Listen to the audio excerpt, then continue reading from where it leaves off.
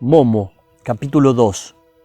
Una cualidad poco común y una pelea muy común.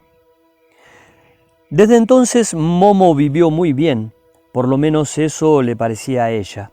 Siempre tenía algo que comer, a veces más, otras menos, según fuesen las cosas y según la gente pudiera prescindir de ellas.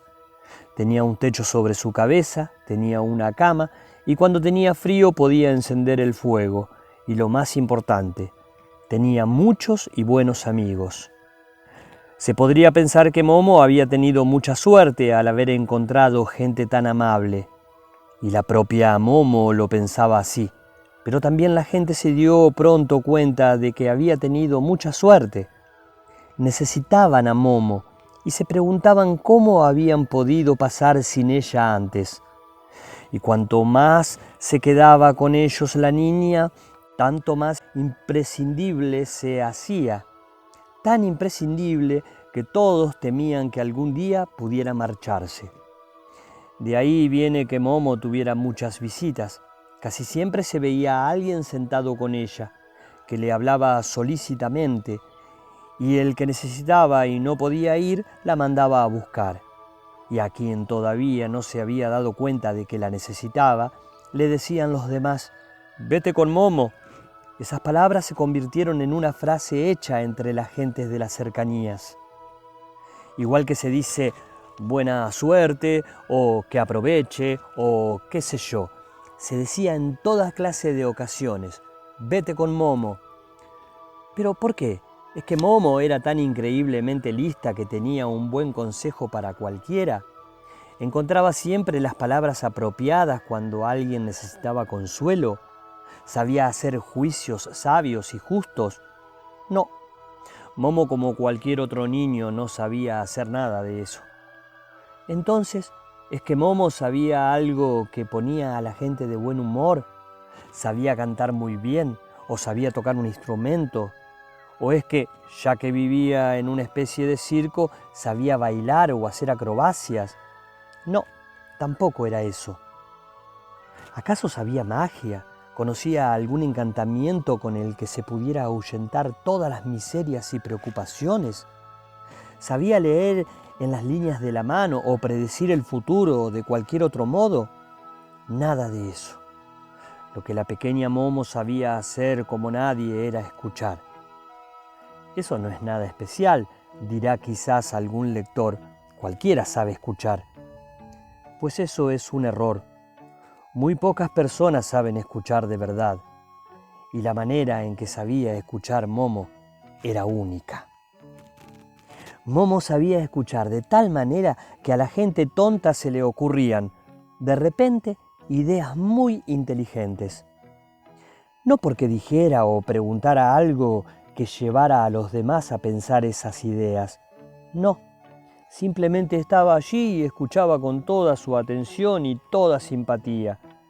Mientras tanto miraba al otro con sus grandes ojos negros y el otro en cuestión notaba de inmediato cómo se le ocurrían pensamientos que nunca hubiera creído que estaban en él. Sabía escuchar de tal manera que la gente perpleja o indecisa sabía muy bien de repente qué era lo que quería. O los tímidos se sentían de súbito muy libres y valerosos, o los desgraciados y agobiados se volvían confiados y alegres. Y si alguno creía que su vida estaba totalmente perdida y que era insignificante y que él mismo no era más que uno entre millones y que no importaba nada y que se podía sustituir con la misma facilidad que una maceta rota, le contaba todo esto a la pequeña Momo y le resultaba claro, de modo misterioso mientras hablaba, que tal como era solo había uno entre todos los hombres y que, por eso, era importante a su manera para el mundo. Así sabía escuchar Momo. Una vez fueron a verla al anfiteatro dos hombres que se habían peleado a muerte y que ya no se querían hablar, a pesar de ser vecinos. Los demás le habían aconsejado que fueran a ver a Momo, porque no estaba bien que los vecinos vivieran enemistados. Los dos hombres al principio se habían negado, pero al final habían accedido a regañadientes. Ahí estaban los dos, en el anfiteatro.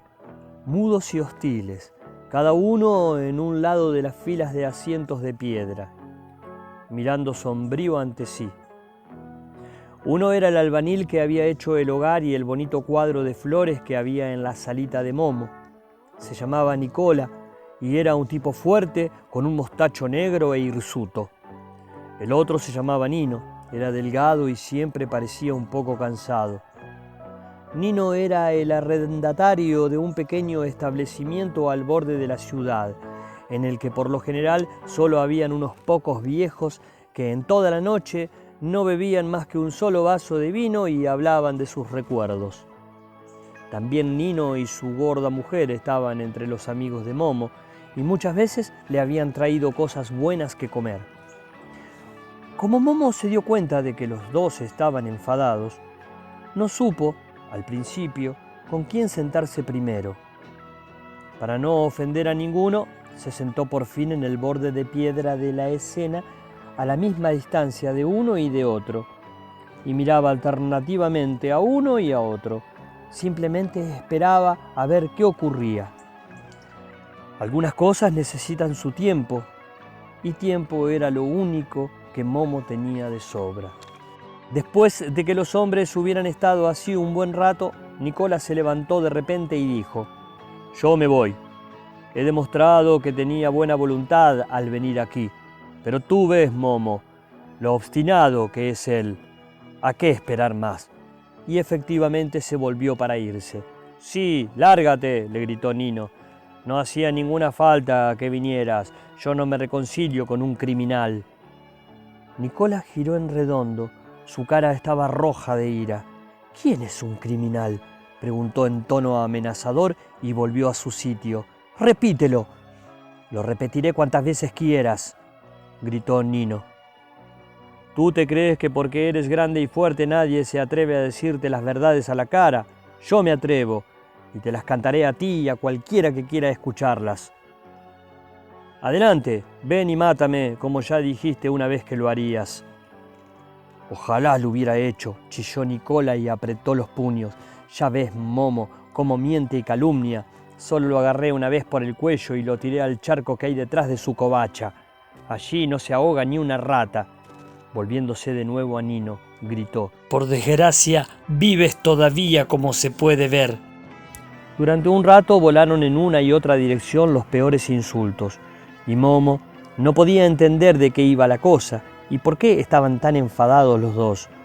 Pero poco a poco fue sabiendo que Nicola solo había cometido aquella salvajada porque Nino, antes, le había dado una bofetada delante de alguno de sus parroquianos.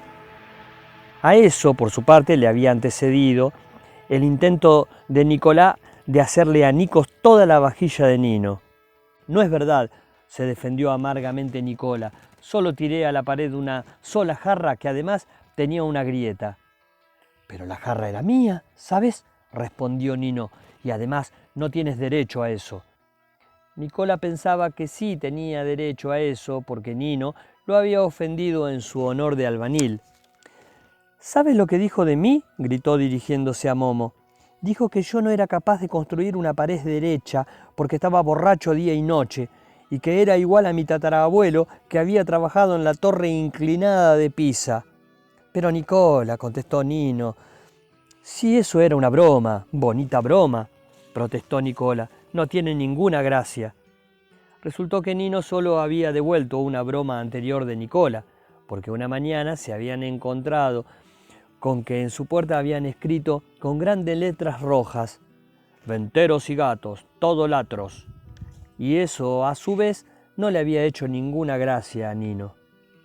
Durante un rato se pelearon muy en serio sobre cuál de las dos bromas era peor y volvieron a encolerizarse, pero de repente se quedaron cortados. Momo los miraba con grandes ojos y ninguno de los dos podía explicarse bien su mirada. ¿Es que por dentro se estaba riendo de ellos o estaba triste? Su cara no se los decía. Pero a los dos hombres le pareció de repente que se veían a sí mismos en un espejo y comenzaron a sentir vergüenza. «Bien», dijo Nicola. «Puede ser que no debiera haber escrito aquello en tu puerta, Nino. No lo hubiera hecho si tú no te hubieras negado a servirme un vaso de vino más. Eso iba contra la ley, ¿sabes? Porque siempre te he pagado y no tienes ninguna razón para tratarme así. Ya lo creo que la tenía, contestó Nino. ¿Es que ya no te acuerdas de aquel asunto del San Antonio? Ah, ahora te has puesto blanco, porque me estafaste con todas las de la ley, y no tengo por qué aguantármelo. ¿Que yo te estafé a ti?, gritó Nicola. Al revés, tú querías engañarme a mí, solo que no lo conseguiste. El asunto era el siguiente. En el pequeño establecimiento de Nino colgaba de la pared una pequeña imagen del San Antonio. Era una foto en color que Nino había recortado una vez de una revista. Un día Nicola le quiso comprar esa imagen, según decía, porque le gustaba mucho. Regateando hábilmente, Nino había conseguido que Nicola le diera a cambio su vieja radio. Nino se creyó muy listo, porque Nicola hacía muy mal negocio. Se pusieron de acuerdo. Pero después resultó que entre la imagen y el marco de cartón había un billete de banco, del que Nino no sabía nada.